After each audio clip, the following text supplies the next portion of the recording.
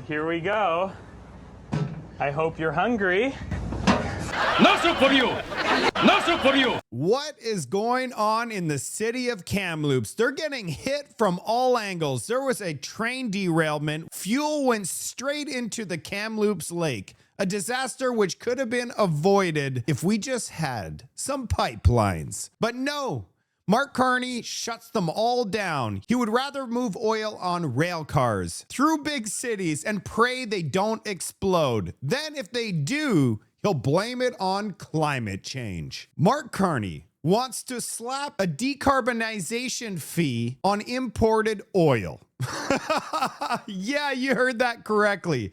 As if taxing energy makes it any cleaner. This is performative insanity, and the Bank of Canada now confirmed that the budget will do absolutely nothing to grow the economy. Kamloops is sitting on contested land. That's why I say they're taking it from all angles. The entire city is on contested land, so over 100,000 people. Grocery prices are about to detonate. And we're going to touch on the veteran conservative MP that defected to the liberal cult. Welcome to my channel. My name is Mark Nixon. I provide data which completely destroys the left and the Liberal Party's ideology, and it's grounded by common sense. If you like this type of content, make sure you smash the subscribe button, like button. It's free to like. Let's get into this report.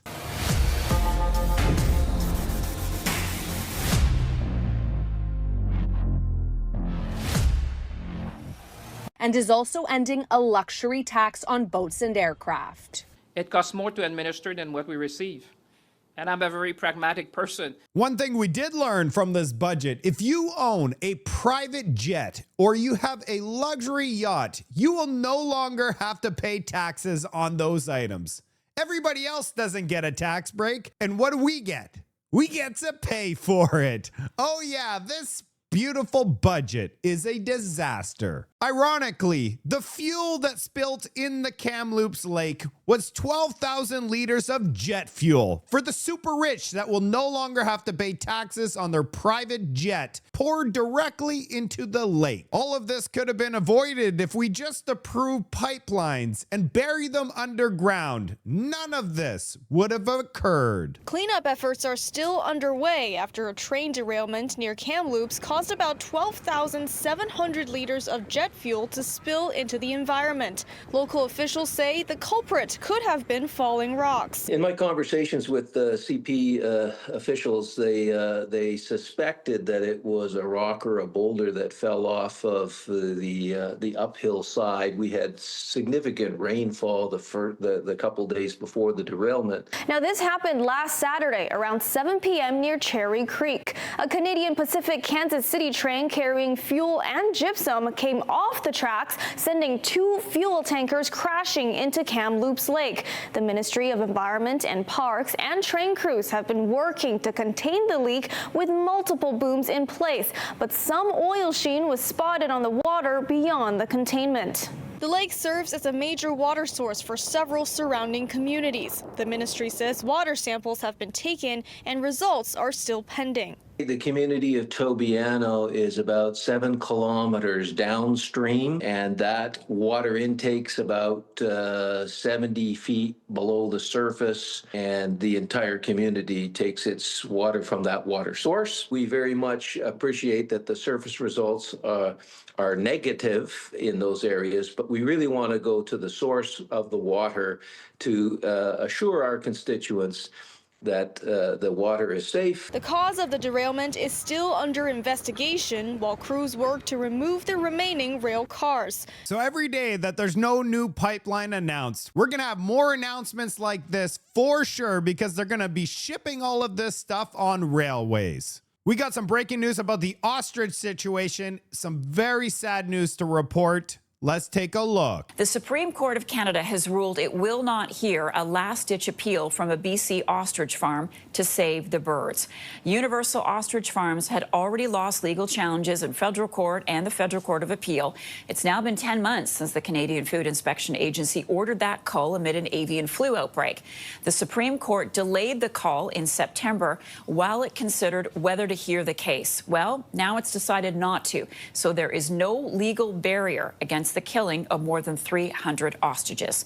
CTV's Scott Hurst has been looking at the details. Scott, what are you learning about the Supreme Court's decision? We'll talk about that, and then we'll talk about what's next for the birds. So, Marcia, officially the motion for the stay is dismissed. That is the word that came down from the Supreme Court just a few minutes ago, as many people across the country had been waiting to find out whether or not the Supreme Court would hear this case. And so it appeared that a call that was ordered by the Canadian Food Inspection Agency was imminent back in September. But at that date, the Supreme Court issued a stay, a halt on the potential culling of the birds until it could decide whether to hear the farm's case. And so that decision was going to be made today. And then, as we heard just a short time ago from the Supreme Court of Canada, is that the motion for a stay is dismissed. And so that means there are no legal barriers when it comes to the possibility of the CFIA beginning the cull and killing the hundreds of birds, as this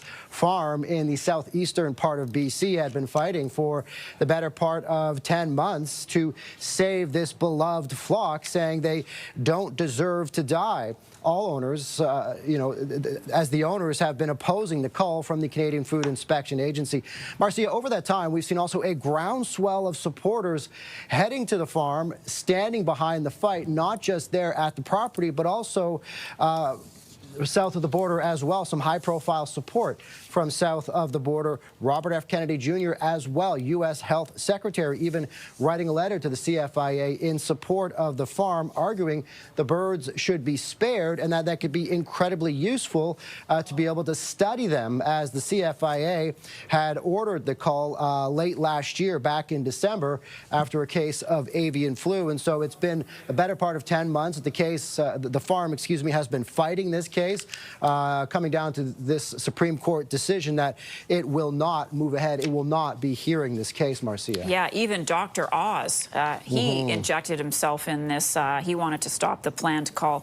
He said that he believed that they may have developed an immunity. So, Scott, the big question is, what has happened next? We should also mention we haven't heard yet any reaction, I don't believe, to the owners of the farm. But what are the next steps in this? Everybody's going to be wondering what's going to happen to these ostriches. Yeah, lots of questions right now, as the Supreme Court has decided not to go ahead with this case. Well, as we had been saying, nothing is standing in the way of the CFIA from beginning the cull and then killing the hundreds of ostriches. And so the CFIA have been in custody of these birds since September, and they've been in the care of the CFIA despite ongoing opposition from the owners and supporters and accusations from the supporting group and the owners that over that time the CFIA had been mistreating the birds. And so all eyes now on the farm, on the property. RCMP had been there as well, keeping a close eye, and so we'll have to wait and see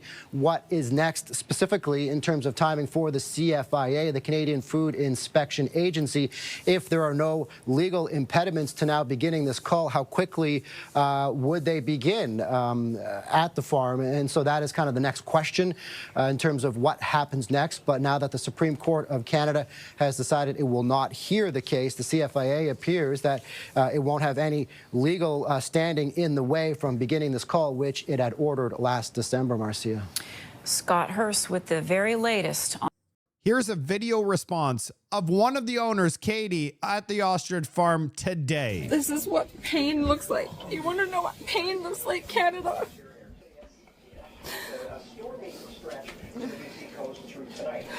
That's right. She's gonna lose everything she's ever loved for 35 years that are healthy. She's gonna lose everything she's loved. That's what pain looks like when the government fails you. And you remember that. Shame on you, Canada. Shame on you, government. Shame on you, Heath MacDonald and everybody who had the chance to do the right thing. Shame on you. She's gonna lose everything she loves. Her family will never get these animals back, and Canada will never get these animals back. Shame on you. You know, I have to say something. This is horrific. It's just so mind-boggling that this is happening. These are not chickens. You know, these are massive 40, 35-year-old, 40-year-old birds. These birds can live to like 70 years old, the same length as a human. And you're going to just remove 300 of them from this planet without even testing them?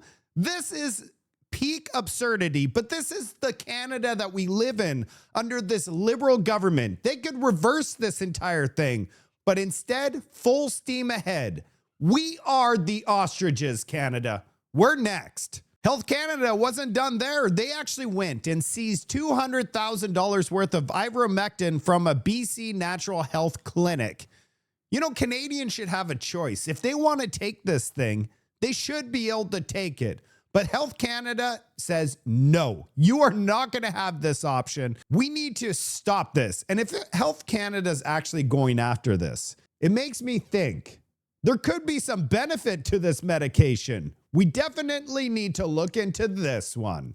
Mark Carney's responsible for the industrial carbon tax in the EU. Then he comes to Canada and says, we need to have this thing in order to trade with the EU. Something he created the crisis over there, and now he's bringing the crisis over here. This is unbelievable. Just to get clarity on one other thing. I think during the campaign, maybe during the leadership campaign, there was talk about a carbon border adjustment mechanism. I didn't see that in the budget. Maybe I missed it. Is this still something that you're pursuing? Look, the issues around carbon CBAM, first thing, the carbon border adjustment mechanism, pardon me, the fact that we have an industrial carbon price will provide us market access for countries or jurisdictions, the European Union being the obvious one, that put in place a carbon border adjustment mechanism. So it is important. There's lots of reasons why it's important to have an industrial carbon price, but one of the reasons why it's important is for market access. And if we are diversifying, as we need to do, if we've taken one lesson from the experience of this year, it's that we need to diversify our markets abroad. It's an important component. There's a question whether we put in place a carbon border adjustment mechanism. It's something we're looking at, but it wasn't a budget initiative to do that. Thank you. 75% of all our trade goes down to the United States. Europe represents like 5%. So you're telling me that we're going to destroy our economy with the industrial-based carbon tax, which is pushing up the prices of groceries and everything else, so that we gain, what, 2% of market access to the EU? Or 5%? It is definitely not going to offset the financial burden that's being caused by imposing this on Canadians. For an economic genius, he's not very smart. And you're not going to believe this heated exchange between Yves Blanchette and Mark Carney. Mark Carney comes out and says Quebec imports 350,000 barrels of oil every single day. So we need a carbon capture for the production and the transportation of those barrels. So now Mark Carney expects Canadians to pay to decarbonize oil that's imported from the United States into Canada. You can't make any of this stuff up. I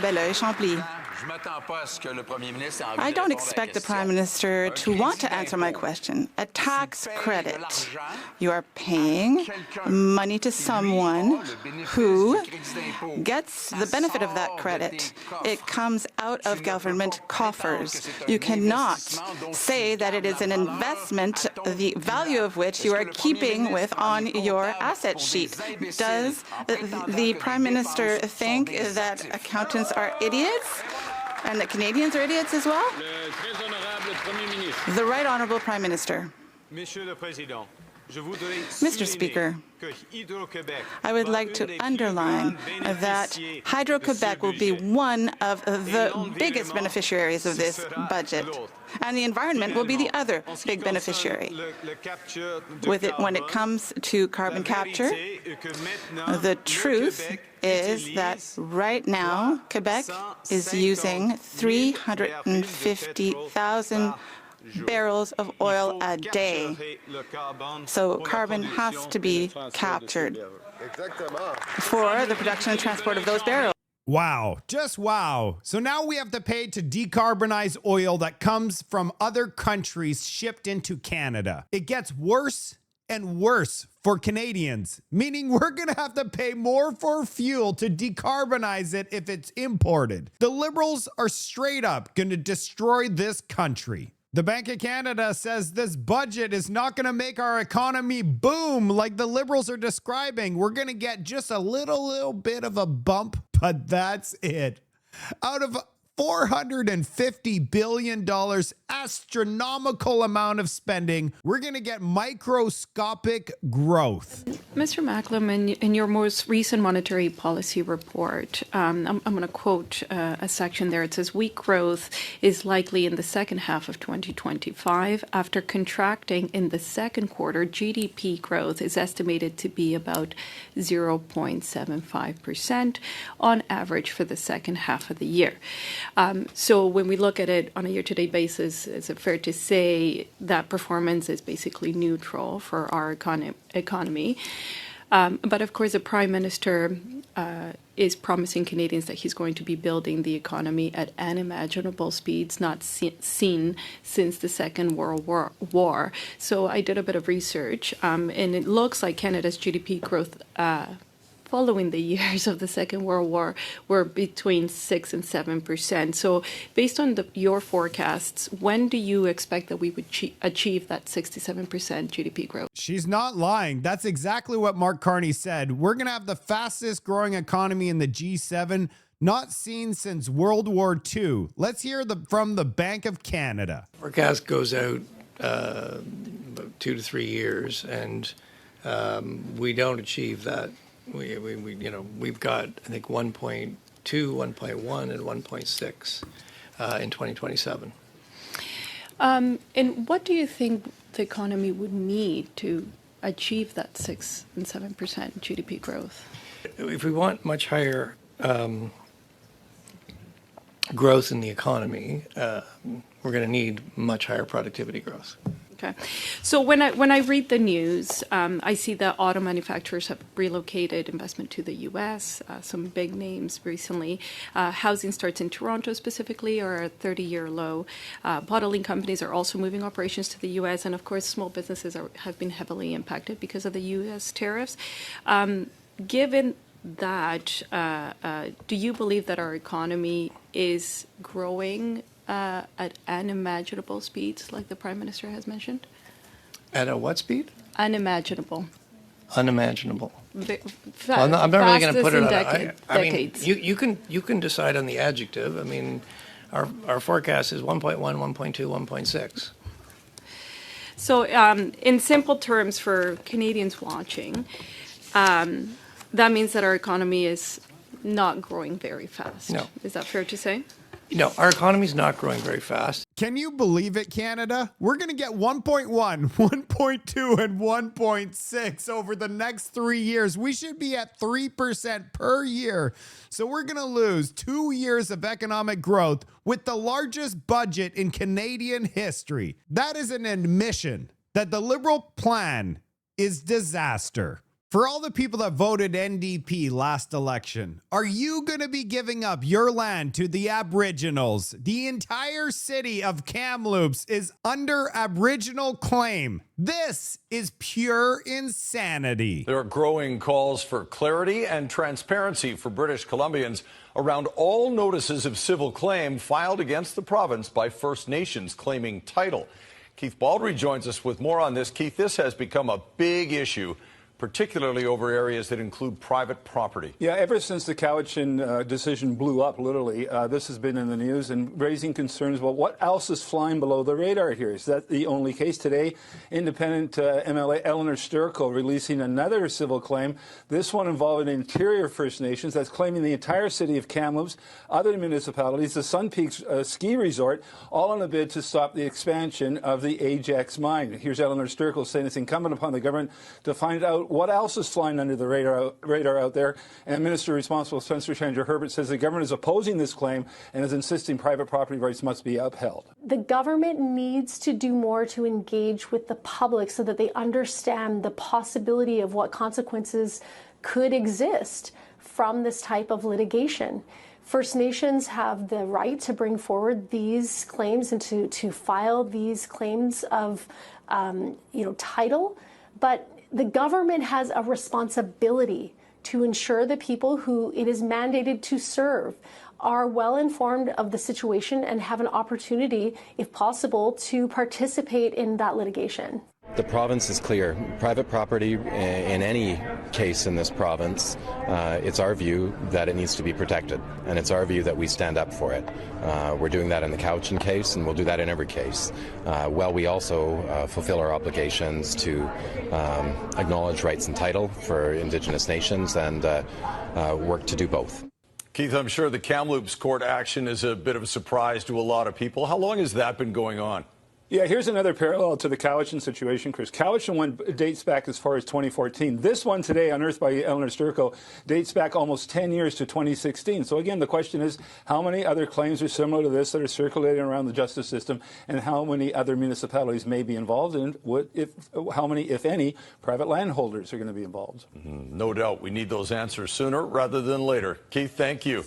BC is totally getting cooked. Every single color on this map is a Aboriginal land claim. They are claiming nearly all of the private property in British Columbia as colored. And the BC government is silent on all of it, keeping the public in the dark. Your property could be up for grabs. And what's incredible, with this land up for grabs in the city of Kamloops, they still have up on their website, the city acknowledges that they're located on unceded ancestral lands.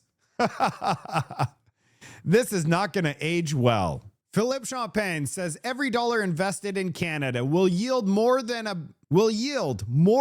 dollar invested in the United States because the effective tax rate is lower. I guess that's why $64 billion in capital has left Canada this year alone. It's because investors obviously want lower returns in other countries. Philippe Champagne, his mind is gone. From a tax perspective, a dollar invested in Canada will yield more than if you invest a dollar in the United States if you look at it on a tax basis. The marginal effective tax. From a tax perspective, a dollar invested in Canada will yield more than if you invest a dollar in the United States if you look at it on a tax basis. The marginal effective tax rate in Canada is now lower than in the United States, which is, I would say, as a nation, when I say we're giving ourselves the means of our ambition.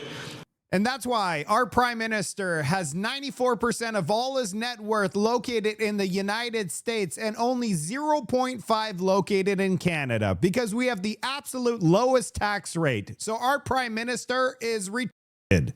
Half of Canadians might support Mark Carney and his reckless budget, but the world doesn't. Global investors were optimistic about Canada's new leadership. That optimism is gone. The world now rejects Canada under Mark Carney. Just look at the collapse of the loonie. As you can see, the loonie went up with the optimism when he became prime minister, but since then, the world has rejected Mark Carney. The world's also rejecting Mark Carney's plan. The world's largest emitters of CO2 have fully rejected the climate scam. Canada represents 1.5% of total global emissions and is going full tilt to get to net zero, as outlined in our newest budget. By the time Canada realizes the scam is finished, Mark Carney will be a billionaire and he will retire. Canada will be left with the ashes.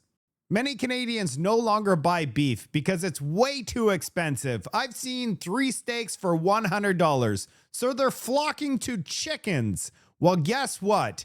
Chicken prices are about to explode. At 5 tonight, poultry prices. If you think chicken is expensive now, just wait. When the price of beef soared, a lot of beef lovers turned to chicken instead. But now, as CTV's Jonathan McGuinness reports, that shift in demand will likely have us paying more for chicken. Jonathan. Well, Maria, with chicken prices expected to rise, discount grocers like the Gateway Meat Market will be challenged to also try to keep their prices low. The Gateway Meat Market is busy most days. The line tends to slow significantly near the protein section. I would say chicken is one of our most sought after items. With beef prices high, more people are putting chicken in their carts. Big fan of chicken, so I don't eat a whole lot of it. But again, for the chicken legs and stuff like that, I go for them here. The market's move toward chicken is causing a problem with its availability. We have noticed a little bit that the supply is a little bit down. We buy everything locally from Berwick, Eden Valley. A lot of consumers are looking for different sources of protein, and there's just no Canadian chicken. Supplies are really low, so we've been importing way more chicken coming from the U.S., Chile mostly, but mostly from the U.S. Still not enough to meet the demand, according to the head of Dalhousie University's Agri-Foods Lab. Because of supply management, you have high tariffs and you need the government to actually allow more products into the market. But there's been so much lobbying going on to protect our market that really a lot of politicians are just concerned and they don't want to do anything about that. Charles Lebois says wholesale prices have already doubled and major jumps are expected over the next several months. But it's likely going to exceed 5%. We're expecting probably chicken prices to increase by as much as 20 to 25%. The goal now for McKay is to try to keep her prices as low as possible. We have always problem solved, month by month as markets change, but we tend to be able, like I said, to get creative and get flexible and pull from a budget somewhere else just to help our customers out with a staple. Voting Liberal comes with consequences. Supply management is causing chicken prices to explode. Expect 25% increase in the price of chicken in the coming months, just in time for Christmas. What a wonderful present, because a lot of Canadians are no longer buying turkeys because they're too expensive, so they buy themselves a rotisserie chicken. Well, this year, we're going to be walking to a river and picking up a rock to eat. And our last story today is Chris Davenmont. And I have to say, this guy is the biggest trader in Canadian history. He was working as a conservative for 14 years, and people voted for change to bring down the cost of living so that we could have an affordable life in Canada. He fought for those principles. Those are values you don't just move away from. Well, last spring, Canadians elected a minority parliament and put a check and balance on the power of an untested prime minister.